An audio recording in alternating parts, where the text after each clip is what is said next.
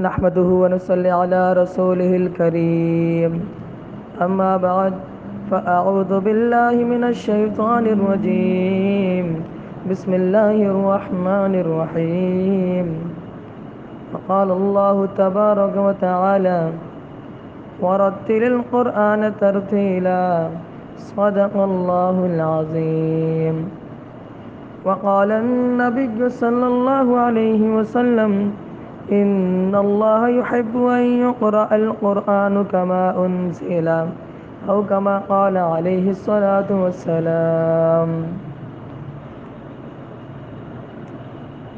محترم سامعین، عزیز طالبات، السلام علیکم ورحمۃ اللہ وبرکاتہ۔ آج ہم آپ کے سامنے تجوید کی تعریف، اس کا مقصد اور اس کی اہمیت پر بات کریں گے۔ سب سے پہلے میں نے آپ کے سامنے قرآن مجید کی ایک آیت کی تلاوت فرمائی ہے، جس میں اللہ رب العزت ارشاد فرماتے ہیں وَرَتِّلِ الْقُرْآنَ تَرْتِيلًا۔ یہ ہمیں حکم ہے۔ قرآن مجید چونکہ اللہ تعالیٰ کی کتاب ہے، اللہ تعالیٰ کی کلام ہے، اور حضرت جبرائیل علیہ السلام کے ذریعے حضور صلی اللہ علیہ وسلم پر نازل ہوا ہے، تو اس حیثیت سے، اس اعتبار سے ہمیں جس انداز میں جبرائیل امین نے نبی کریم صلی اللہ علیہ وسلم کو سکھایا ہے، تو ہمیں بھی اس ترتیب کا لحاظ رکھنا چاہیے۔ وہ ترتیب کسے کہتے ہیں؟ اسی کو تو تجوید کہتے ہیں۔ تو یہاں پر قرآن مجید میں اللہ تعالیٰ نے ارشاد فرمایا ہے کہ قرآن کو ٹھہر ٹھہر کر پڑھو۔ تو ٹھہر کر پڑھنے سے مقصد یہ ہے کہ صاف صاف، رک رک کر، ایسا نہ ہو کہ آپ پڑھ رہے ہو کسی کو سمجھ میں نہ آئے، بالکل صاف صاف واضح۔ اور واضح کب ہوگا؟ تو ہم کہتے ہیں تجوید کی تعریف میں کہ ہر حروف کو اس کے صفات اور اس کے مخارج کی رعایت کرتے ہوئے ادا کرنا، ہر حروف کو اس کے مخارج اور صفات کی رعایت رکھتے ہوئے ادا کرنا، یہی تجوید اور صاف کہلاتی ہے۔ اب دیکھیں مخرج اور صفات کیا چیز ہے۔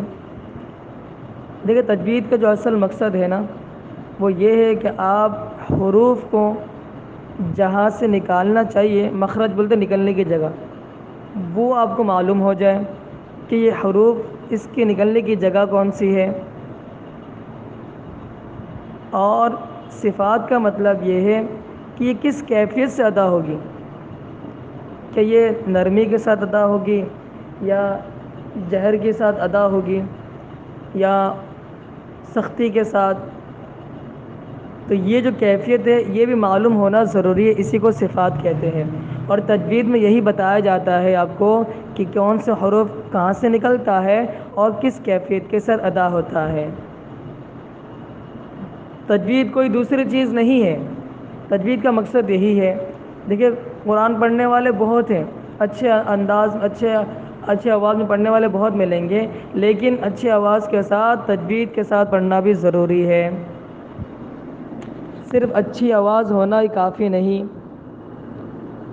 ایک شخص تجوید کا لحاظ رکھتے ہوئے تلاوت کرتا ہے، اور ایک شخص اچھی آواز میں لیکن تجوید کی رعایت نہیں کرتا ہے، تو دونوں میں آپ فرق دیکھ لیجئے گا، خود پتہ چل جائے گا آپ کو۔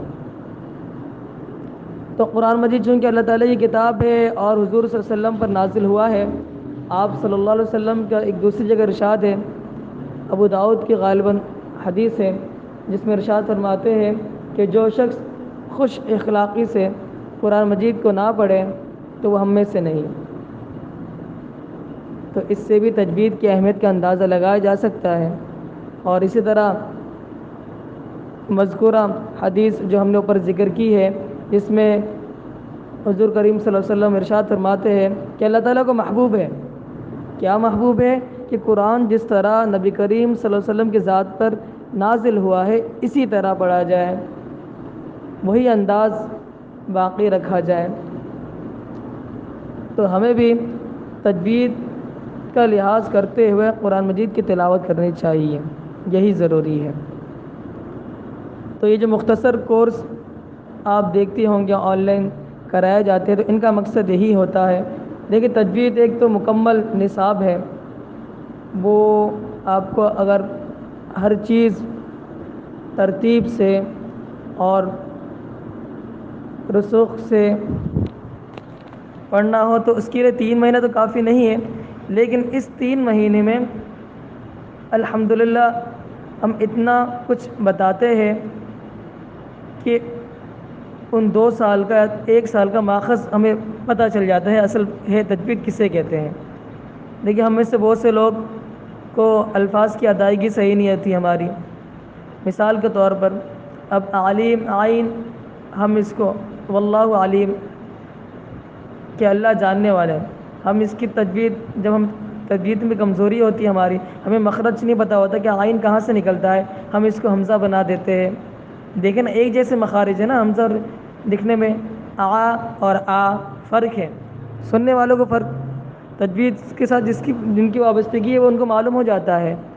دیکھیں معنی ایک چھوٹی سی غلطی سے معنی کتنا تبدیل ہو جاتا ہے کہ علیم یعنی جاننے والے، اللہ جاننے والے ہیں، اور کسی نے اس کو عین کے بدلے حمزہ پڑھ دیا واللہ علیم، تو علیم معنی دردناک، اللہ دردناک ہے، نعوذ باللہ۔ اسی طرح قلب قاف کے ساتھ دل کو کہتے ہیں، اگر کسی نے قاف کی جگہ کاف پڑھ دیا، قلب کہتے ہیں کتے کو۔ تو اس لیے چونکہ قرآن مجید جو ہے عربی میں ہے، اترا ہے، تو ہمیں عربی کے جو قواعد ہے اصول ہے اس کو جاننا بہت ضروری ہے۔ تو اسی واسطے اس کورس کا اہتمام کیا جاتا ہے۔ الحمدللہ گزشتہ پہلے سے یہ کورس چلتا ہوا آ رہا ہے اور الحمدللہ بہت فائدہ ہوا ہے۔ طالبات جنہوں نے اس کورس میں شرکت کی تھی، الحمدللہ جب آخر میں ہم نے ان سے رسپانس مانگا تو بہت الحمدللہ دل خوش ہوا ہے۔ اس سے اللہ تعالیٰ کا فضل ہے، چونکہ یہ کتاب اللہ تعالیٰ کی کتاب ہے، تو یہاں پر آنے کا مقصد جب داخلہ لیتے ہیں تو ہمیں معلوم ہو جاتا ہے کہ واقعی میں یہ کسی طلب سے آئے ہوں، وہ قرآن مجید کو اچھے انداز میں پڑھنے کی طلب سے آئے ہیں، تجوید کے ساتھ پڑھنے کے طلب میں آئے ہیں، اگرچہ بہت کمزور ہو لیکن اس طلب کی وجہ سے اللہ تعالیٰ نے ان کو کیا کر دیتے ہیں، نواز دیتے ہیں، اور یہ ہم نے دیکھا ہے، آزمودہ ہے ہمارا۔ تو آپ نئے آنے والے جتنے بھی طالبات ہیں ہم ان کو خوش آمدید کہتے ہیں، بہت عظیم کام کے لیے آپ چنے گئے ہیں۔ قرآن مجید چونکہ اللہ تعالیٰ کی کتاب ہے، اس کو صحیح معنوں میں پڑھنا بہت ضروری ہے۔ آج مصروفیات کی وجہ سے، مشاغل کی وجہ سے ہم وقت نہیں دیکھ سکتے، تو آن لائن کا یہ ہمیں تھوڑا آسانی ہو گئی کہ ہم گھر بیٹھے بھی کچھ باتیں قرآن کے متعلق سمجھ سکتے ہیں، سن سکتے ہیں۔ تو اسی آسانی کو مد نظر رکھتے ہوئے یہ کورس آغاز ہو رہا ہے۔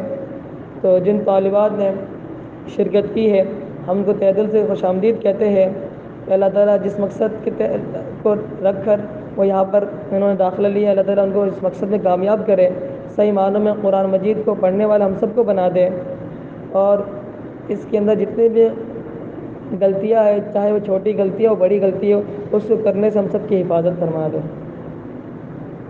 تو دوسری بات یہ ہے کہ وقت کی پابندی ضروری ہے، اور جو کام ملے آپ کو، ہوم ورک جو ملے وہ وقت پر ضرور لازماً کریں۔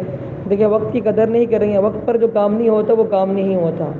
نماز بھی اگر آپ پڑھتے ہیں وقت پر نہیں پڑھتے تو وہ ادا سے قضا بن جاتا ہے، تو ادا کے جو ثواب ہے وہ وقت پر جو نماز پڑھنے کے ثواب وہ آپ کو نہیں مل سکتا پھر۔ تو یہی ایسا ہی یہاں پر بھی ہے، وقت پر کام کریں انشاءاللہ نہ آپ کے اوپر بوجھ بنے گا نہ کچھ، بالکل آرام سے آپ بالکل آسانی سے سمجھ جائیں گے انشاءاللہ۔ ہمارے کورس میں جو ہے اس میں تجوید کے قواعد کے ساتھ ساتھ ہم اجرا بھی کرتے ہیں، جس سے بہت فائدہ ہوتا ہے۔ تو آخر میں دعا یہی ہے، اللہ تعالیٰ ہمارے مقصد کو اس میں خلوص نیت کے ساتھ قبول فرمائے اور ہمیں اس عظیم مشن کے لیے قیامت تک جب تک زندگی باقی ہے قبول و منظور فرمائے۔ اللہ تعالیٰ حامی و ناصر ہو۔ السلام علیکم ورحمۃ اللہ وبرکاتہ۔